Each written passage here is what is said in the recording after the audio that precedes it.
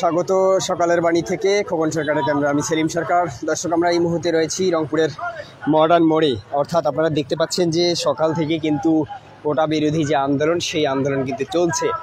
আর সেই আন্দোলনের ফলেই কিন্তু দীর্ঘ 1 থেকে 1.5 কিলোমিটার রাস্তা যানজটের সৃষ্টি হয়েছে, ফলে বাড়ছে দুর্ভোগ। এবং আমরা দেখতে পাচ্ছি যে সকাল 11টা থেকে কিন্তু এখানকার যে গাড়িগুলো রয়েছে, বিশেষ করে ট্রাক এবং বড় বাসগুলো, সেগুলো কিন্তু একটি দীর্ঘ লাইনের সৃষ্টি হয়েছে। এবং আমরা কিছুক্ষণ আগেও দেখেছি রংপুরের বেগম রোকেয়া বিশ্ববিদ্যালয় থেকে শুরু করে যে লালমনিরহাট যাওয়ার যে রাস্তা, লালমনিরহাট কুড়িগ্রাম যাওয়ার যে রাস্তা, এবং এখান থেকে অর্জন মোড়ের যে ত্রিভুজমুখী যে রাস্তা রয়েছে, সেই রাস্তার এপাশে যে মডার্ন থেকে যে টার্মিনাল যাওয়ার যে রাস্তা, সেগুলো কিন্তু ব্লক হয়ে গেছে। এবং ছাত্রদের যে ব্লকেড আন্দোলন, সেটি কিন্তু যার ফলে কিন্তু এই রাস্তাগুলো ব্লক হয়ে গেছে বলে আমরা দেখতে পাচ্ছি। এবং আপনাদের একটি বিষয় জানিয়ে রাখি যে ছাত্রদের দীর্ঘদিনের, অর্থাৎ 10 দিন থেকে যে এই যে আন্দোলন চলছে, কোটা বিরোধী আন্দোলন, তাদের যে দাবি, তারা যে 1 দফা দাবি কোটা বিরোধী আন্দোলন, সেই আন্দোলন কিন্তু এখনও চলছে। এবং আজকে সুপ্রিম কোর্টের একটি রায় দিয়েছে, এবং সেই রায় কিন্তু 18 সালের যে রায়, সেটি কিন্তু বহাল রেখেছে।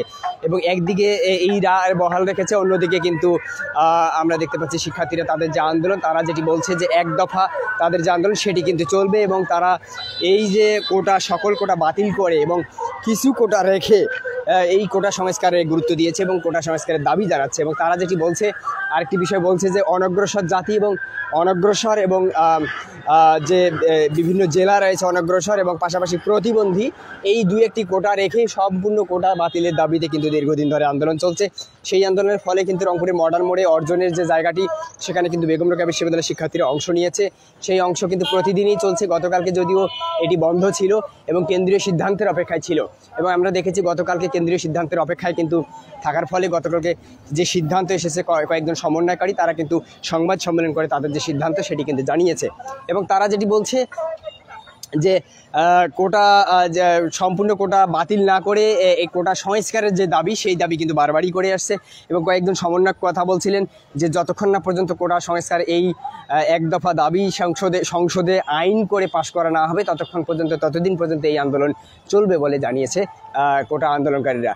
এবং এই আন্দোলনের ফলে কিন্তু দীর্ঘ একটি যানজটের সৃষ্টি প্রতিদিনই হচ্ছে। এবং প্রতিদিনই আমরা দেখতে পাচ্ছি যে এই আন্দোলনের ফলে কিন্তু এখানে একটি অনেক বড় লম্বা লাইনের সৃষ্টি হয়েছে। এবং সকাল 11টা থেকে কোনো ধরনের যানবাহন কিন্তু অ্যাম্বুলেন্স ছাড়া, রুগীবাহী অ্যাম্বুলেন্স ছাড়া এবং ওষুধের গাড়ি ছাড়া কোনো ধরনের যানবাহন কিন্তু, শুধু বাস নয়, মোটরসাইকেল পর্যন্ত এই রাস্তা দিয়ে চলাচল করতে পারছে না, এবং যার কারণে একটি দীর্ঘ যানজটের সৃষ্টি হয়েছে।